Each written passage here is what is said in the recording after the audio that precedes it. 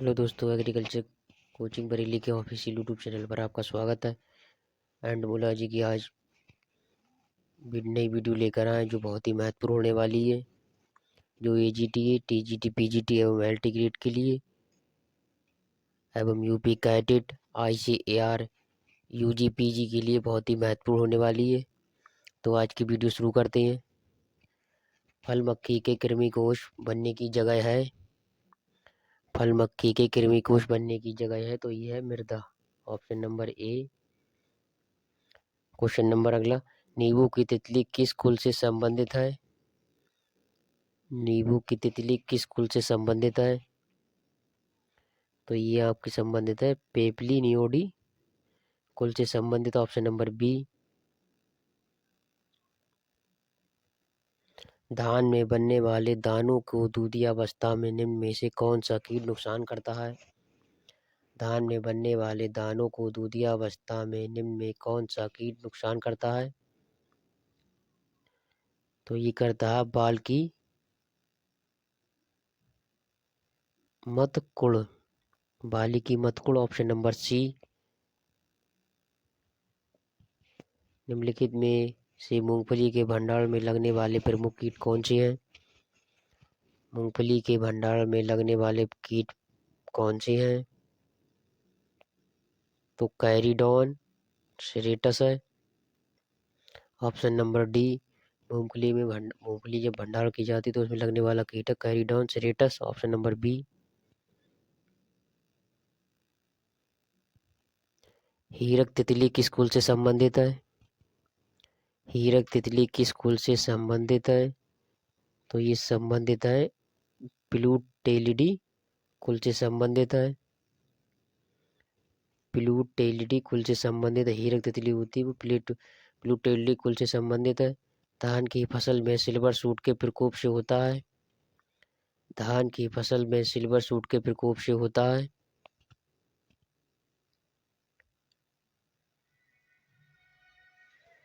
तो गोल फ्लाई होता है। Option number C.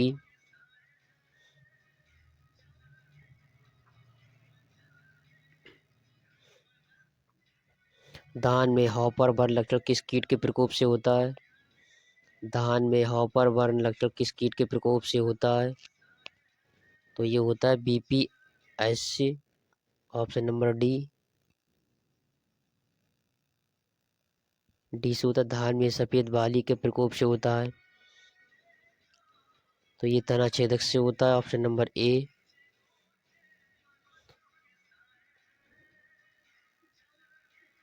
धान का हिस्पा किस कुल से संबंधित है?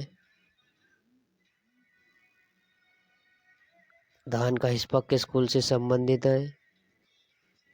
तो ये आपका ऑप्शन नंबर ए काइसोमेलिडी काइसोमेलिडी कुल से संबंधित है। ऑप्शन नंबर ए। थैली बांधना किस कीट नियंत्रण का एक प्रभावी तरीका है? थैली बांधना किस कीट के नियंत्रण का एक प्रभावी तरीका है? तो ये अनार की तितली। Option number B.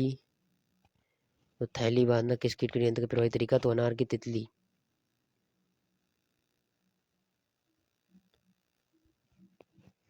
निम्नलिखित में कौन सी दालों के भंडारण में लगने वाला प्रमुख कीट है? तो ये Callosobruchus chinensis. Option number B. Callosobruchus chinensis. Option number B इसका आंसर होगा। लगने वाला जो दालों को भंडार करते समय लगने वाला प्रमुख कीट है वो कैलोसोबुचस चाइनेंसिस। ऑप्शन नंबर बी होगा।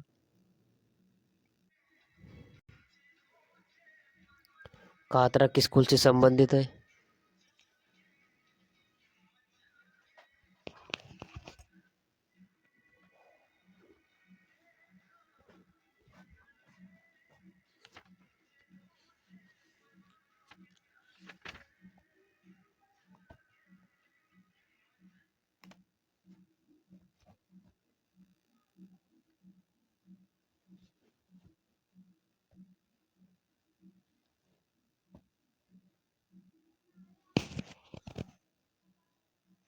कातरा किस कुल से संबंधित है? कातरा किस कुल से संबंधित है? तो ऑप्शन नंबर सी आर्कटिडी कुल से संबंधित है। मैथिमना सेपरेटा का साधारण नाम है। तो ये होगा सैन्य कीट, ऑप्शन नंबर ए। धान का शलभ किस कुल से संबंधित होता है? धान का जो शलभ होता है वो किस कुल से संबंधित होता है? तो होता है पायरिलिडी कुल से संबंधित, ऑप्शन नंबर सी। पायरिलिडी कुल से संबंधित होता है। HANPV किसके प्रबंधन के काम आता है? तो ये काम आता है चने की लट के काम आता है, ऑप्शन नंबर बी। बिराकोला आइसोकेटस अंडे देती है। बिराकोला आइसोकेटस अंडे देती है। तो ये केलिक्स में देती है, ऑप्शन नंबर सी। बिराकोला आइसोकेट अंडे देती है तो ये केलिक्स में देती है। एमरिस्का बिगुटुला बिगुटुला नाशी जीव है। तो ये कौन सी फसल का है? तो ये है कपास का, option number B. Option number B Amrasca biguttula नाशी जीव है तो ये कपास का होता है। SLNPV का प्रयोग किया जाता है। तो ये क्या बताता है? तंबाकू की सुंडी के विरुद्ध, ऑप्शन नंबर बी। तंबाकू की सुंडी के विरुद्ध किया जाता है SLNPV का।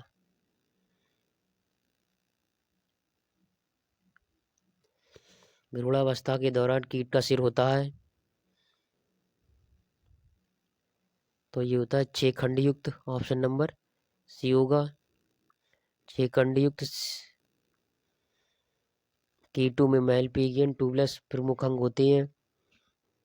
कीटों में मेलपिगियन ट्यूबुलस प्रमुख अंग होते हैं। तो ये होते हैं उत्सर्जन के, ऑप्शन नंबर सी 219 का। खेदने वाली टांगे मुख्यतः पाई जाती हैं। खोदने वाली टांगे होती हैं वो पाई जाती हैं, तो वो कौन से ऑप्शन होगा? तो ये मूल क्रिकेट में पाई जाती हैं, ऑप्शन नंबर डी। इलाइट्रा प्रकार के पंख रूपांतरण पाए जाते हैं। इलाइट्रा प्रकार के पंख रूपांतरण पाए जाते हैं तो ये बीटल्स में पाए जाते हैं, ऑप्शन नंबर ए। इलाइट्रा प्रकार के पंख होते हैं वो रूपांतरण में पाए जाते हैं तो बीटल्स में पाए जाते हैं। डिप्टेरन गण के लार्वा को क्या कहते हैं? डिप्टेरन गण के लार्वा को क्या कहते हैं? तो कहते हैं मैगट। डिप्टेरन डिप्टेरन गण के लार्वा को कहते हैं मैगट, ऑप्शन नंबर सी। मादा टिड्डे के जननांग किस खंड पर स्थित होते हैं? मादा टिड्डे के जननांग किस खंड पर स्थित होते हैं? तो ये होते उदर के 8वें व 9वें खंड पर, ऑप्शन नंबर डी 223 का। कौन सा गण एंटो रिगोट है? कौन सा गण एप्टे रिगोट है? तो ये थाइसेनूरा, ऑप्शन नंबर बी होगा। थाइसेनूरा होगा।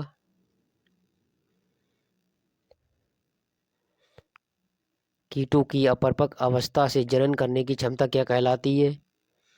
कीटों की अपरिपक्व अवस्था में से जनन करने की क्षमता क्या कहलाती है?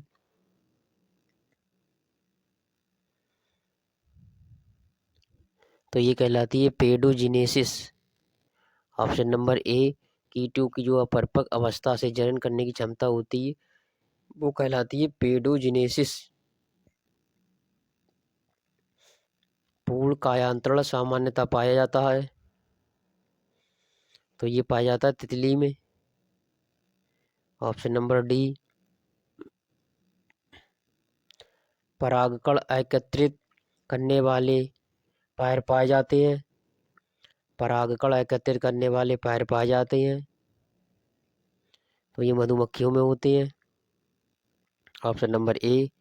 227 का ए ऑप्शन होगा, ए उत्तर होगा। जो परागकण को एकत्रित करने वाले पैर पाए जाते हैं मधुमक्खियों में होते हैं। किस गण के कीटों में पंख पाए जाते हैं? तो ये थाइसोनोप्टेरा। ऑप्शन नंबर ए। किस गण के कीटों में पंख पाए जाते हैं? वो थाइसोनोप्टेरा के गण के कीटों में पंख पाए जाते हैं। सफेद मक्खी किस कुल की सदस्य है? सफेद मक्खी वो किस कुल की सदस्य है? तो ये एलेरोडिडी कुल की सदस्य है। एलेरोडिडी कुल की सदस्य है। तो ऑप्शन नंबर बी 229 का। दीमक में मुखांग पाए जाते हैं।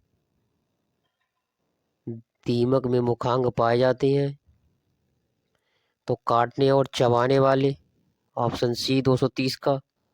दीमक में जो मुखांग पाए जाते हैं वो काटने और चबाने वाले होते हैं। भारत में प्रथम कीट वैज्ञानिक बने थे। भारत में प्रथम कीट वैज्ञानिक बना था, उनका क्या नाम था? तो लियोनल डी सिवेबिल। ऑप्शन नंबर ए 231 का। Lionel de Niceville. Option A 231 का जो अपने भारत में प्रथम कीट वैज्ञानिक बने थे, तो लियोनेल डी निसेबिले नाम था उनका।